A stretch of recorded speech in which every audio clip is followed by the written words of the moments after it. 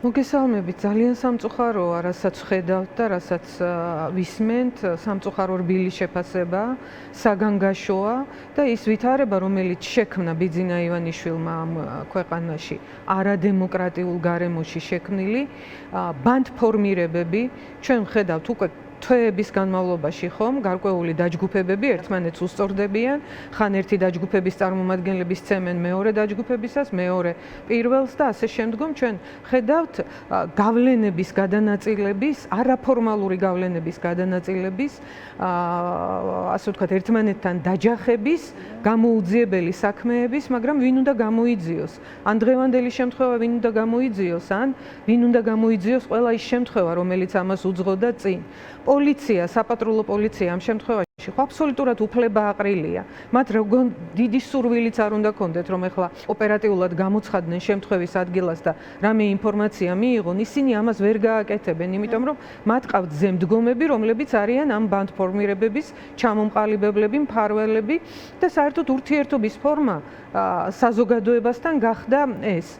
ბანდფორმირებები კიდევ იმისთვის არის საჭირო, რომ არაფორმალური და არალეგიტიმური ძალაუფლება გაიმყარონ და ამითი გაუსწორდნენ მათთან განსხვავებული აზრის მქონე ადამიანებს, პროტესტანტებს, მედიის წარმომადგენლებს, პოლიტიკური ორგანიზაციის წარმომადგენლებს, სასამართლოებთან პატრულირებდნენ, იმიტომ რომ ჩვენ ეგრეთ წოდებული ტიტუშკები, სად მთავრდება ტიტუშკობა და სად იწყება სამართალდამცავი ორგანოები, ჩვენ უკვე ვეღარ ვარჩევთ და დიდი ხანია ეჭვია, რომ გარკვეული ფორმის სპეცდანიშნულების ფორმის ტანსაცმლის ქვეშ ხშირ შემთხვევაში აბსოლუტურად დაუკავშირებელი ადამიანები ამ სფეროსთან მონაწილეობენ გარკვეულ სპეცოპერაციებში, რომლებზეც კიდევ ვიმეორებ, გარკვეული დაჯგუფებების ხელმძღვანელები, სანქცირებული ადამიანები იღებენ გადაწყვეტილებებს. მე არ ვიცი საერთოდ რამე გადაწყვეტილებებს იღებდა თუ არა ამ ქვეყნის ჯერ კიდევ შინაგან საქმეთა მინისტრი, ყველაზე მეტად დასანქცირებული ადამიანი, მაგრამ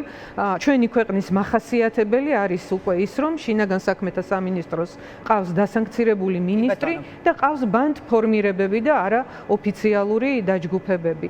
მიუხედავად ყველაფრისა, ჩვენ მაინც უნდა მოუწოდოთ შესაბამის ორგანოებს, არ მივცეთ შესაძლებლობა, რომ ოფიციალური საქმის წარმოება არ დაიწყონ ამ ყველაფერთან დაკავშირებით, იმიტომ რომ ადრე თუ გვიან ამ ყველაფერს უნდა მიეცეს სამართლებრივი შეფასება. რაც შეეხება ამ სინჯიკაშვილს, რომელიც ოფიციალურად არ იყო დაკავშირებული სამართალდამცავ სტრუქტურასთან, ისიც წარმოადგენდა ერთ-ერთი, ასე ვთქვათ, კრიმინალური დაჯგუფების შეფს და რატომ როგორ ვერ გაიყვეს ამ ხნის განმავლობაში, ეს ამაზე ჩვენ არ უნდა ვაკეთოთ კომენტარები, ამაზე კომენტარები უნდა აკეთოს შემდგომში გამოძიებამ, დამოუკიდებელმა და დამოუკიდებელმა სასამართლომ უნდა მიიღოს გადაწყვეტილებები. ხალხთან ფიქრი, აი ნანუკამაც ახსენა ხო ჩართვის დროს და არ ვიცი, აი ამ ეს ამბავი, როდესაც მოხდა პირველი რაც ყველას გაგვახსენდა, იყო სწორედ მზია ამაღლობელი, რომელმაც თურმე როგორც ქართული ოცნება ამბობს რაღაცა ლოყაში გაარტყა ხელი თურმე გებუაძეს, რომელსაც აუწითდა ეს ლოყა და ამის გამო წლებით უნდა წავიდეს ქალბატონი მზია ამაღლობელი,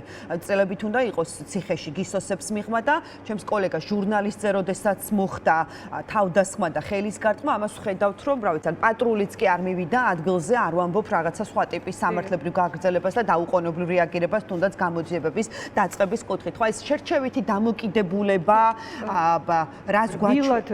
რბილად რომ თქვა, შერჩევითი დამოკიდებულება და ორმაგი სტანდარტია, მაგრამ ბევრად უფრო რეალურად რომ შევხედოთ სიტუაციას და გაუსწოროთ თვალის სინამდვილეს, ეს არის შესაბამის სამართალდამცავ ორგანოებში დაწყებული ხრწნის შედეგი. ჩვენ აღარ გვყავს სამართალდამცავი ორგანოები, ჩვენ გვყავს პოლიტიკური დავალებების, უკანონო პოლიტიკური დავალებების შემსრულებელი ქვედანაყოფები, ცალკეული პერსონები, მზია ამაღლობელის საქმე გაიხსენეთ აბსოლუტურად გეთანხმებით, ადამიანი, რომელიც ამ საქმეში ეგრეთ წოდებულ დაზარალებულ პირს წარმოადგენდა, მან არა მარტო სამართლებრივი პროცედურები დაარღვია, მან გადალახა ყველა ადამიანური ღირსების საზღვარი და არ ვიცი, საზოგადოებას აჩვენა დღევანდელი პოლიციელის სახე, თურმე როგორი უნდა იყოს. ჩვენ არ გვჭირდება ასეთი პოლიციელები, არ გვჭირდება პოლიციელები, რომლებიც არიან გასული სამართლის საზღვრებიდან და ჩარჩოებიდან და მორალის საზღვრებიდანაც, იმიტომ რომ თუ რამეზე შეიძლება კაცს, მამაკაცს ჰქონდეს პრეტენზია, მართლა დაზარალებული რომ იყოს, არის რაღაც დელიკატური შემთხვევები, არავინ შეღავაც არ ითხოვს დანაშაულის გამო, აქ არის ლაპარაკი კონკრეტულ შემთხვევაზე, ინციდენტზე, რომელიც აღწერილია ყველანაირი გაგებით, პირდაპირ ეთერში გადაიცემოდა პრაქტიკულად და გადაღებულია სხვადასხვა რაკურსით და სხვადასხვა კამერით, ვიდეო მტკიცებულებები არსებობს ამის თაობაზე, მაგრამ არსებობს მახინჯი პოლიტიკური ნება, რომ ადამიანმა, კონკრეტულმა თანამდებობის პირმა უნდა გადააბიჯოს სამართლებრივ საზღვრებსაც, მორალურ, კაცურ, ადამიანურ საზღვრებსაც, რომ მორალური სახე, მორალური პულსი საერთოდ აღარ ისინჯებოდეს ქვეყანაში. ჩვენ დღეს ეს რეალობა გვაქვს და ასეთ რეალობასთან გვიქცევს ბრძოლა. ასეთ რეალობას შეებრძოლა მზია ამაღლობელი, ასეთ რეალობას ებრძოლება თითოეულ თქვენთაგანი მარიამ მაკასარაშვილი, რომელიც თავგასული ჩინოსნის ოჯახის წევრის მსხვერპლი, თავდასხმის მსხვერპლი აღმოხდა და თავგასულობა აღმოჩნდა დღეს და თავგასულობას იწვევს დაუსჯელობის სინდრომი, კანონის არარსებობა, სამართლის არარსებობა და პოლიტიკური ნების დომინაცია სამართლებრივ საკითხებზე. ეს არის და ამას უნდა დაუსვათ წერტილი, რაც შეიძლება მალე, იმიტომ რომ მხოლოდ აღშფოთებით, მხოლოდ ასე ვთქვათ, მძიმე ემოციებით, რომელიც ყოველდღიურად გარანტირებული გვაქვს დღევანდელი რეჟიმის პირობებში, ჩვენ ფონს ველრგავალთ. ცივი გონებით და ძალიან ასე ვთქვათ, მკაფიო, წყობრი სტრატეგიით ჩვენ ყველაფერი უნდა გავაკეთოთ იმისთვის, რომ ეს არანორმალური უკვე ხელისუფლება, რომელიც არის ანტისახელმწიფოებრივი, ანტიქართული ხელისუფლება, ჩამოვაშოროთ სახელმწიფო მართვის სადა. ბატონო, თან ამ შემთხვევაში რამდენიმე დანაშაულთან გვაქვს საქმე. ერთი ეს არის, რაც ჟურნალისტისთვის პროფესიულ საქმიანობაში ხელი შეშლა, ქალზე ძალადობა, ანუ ყველაფერი ამძიმებს, ბუნებრივია. ძალიან მძიმე. თავისთავად ცალკე აღებული შემთხვევა არის უმძიმესი და ჩვენი სოლიდარობა მარიამს, რომელმაც მართლად კივილი ალბათ განიცადა მორალურ, ასე ვთქვათ, ზიანთან ერთად, რომელიც დღეს მან მიიღო, მაგრამ მარიამმა უნდა იცოდეს, რომ დღეს მთელი საზოგადოება ვართ მის გვერდით, თითოეული ჩვენგანი განიცდის ამ ტკივილს, ამ ზიანს, ამ მორალურ თუ სამართლებრივ ძალიან უსამართლო უпростоრად წნეხს და ყველაფერი უნდა გავაკეთოთ კიდევ ერთხელ იმისთვის, რომ ყველა ადამიანი და ჩვენი სახელმწიფო, ჩვენი თანამოქალაქეები დავიცვათ აი ამ ძალიან ბინძური, ძალიან არაადამიანური უსამართლო შემოტევებისაგან, უსამართლო თავდასხმებისაგან ჩვენს მოქალაქეებს. კი ბატონო და ხალხთან ფიქრάει დარწმუნებული ვარ, არ ვიცი, როგორ შეიძლება თუნდაც ქართული ოცნების გულმხრივი ამ მომრჩევლებსაც მოსწონდეთ ის, ხო, რაც მოხდა რეალურად და რასაც აქვთ ადგილი. აი ეს მინდა კითხოთ, აი როგორ უნდა მოხერხდეს ის, რომ თავად, ანუ აი მათი თუნდაც აი დღემდე ვინც შემორჩათ იმ მომრჩეველმაც კი დაანახოს ის, რომ მათი ქმედებები რეალურად და ეს ძალადობა, რასაც ვხედავთ ყოველდღიურად, არ არის სწორი და ამაზე რაღაცა კონკრეტული ფასის გადახდა მოუწევთ და ეს იყოს ის, რის გამოც მათ შესაძლოა დაკარგონ კიდევაც მხარდამჭერები, ხომ? აი რა უნდა გაკეთდეს მაშინ ამის აი უმძიმესი ამბავია მართლაც. ალბათ მათი მომხრეები, ვინც არიან დარჩენილნი, არის რაღაც ნაწილი, რომელიც ისეთ არაადეკვატურ პროპაგანდას ექვემდებარება, რომ მაგალითად შეუძლიათ დაიჯერონ, რომ რაღაცა deep state-ი ანადგურებს მთელ კაცობრიობას და უნდა დატოვოს მხოლოდ რაღაცა 1 მილიარდი მოსახლეობა და ამ თემაზე იწყებენ ლაპარაკს. მაგალითად შეუძლიათ დაიჯერონ, რომ ასობით ტელეკამერის წინ მყოფი ევროპის ლიდერები კოკაინის ქუცელში გახვეული კოკაინით მგზავრობენ უკრაინიდან თავისი ქვეყნებისაკენ და ასე შემდგომ.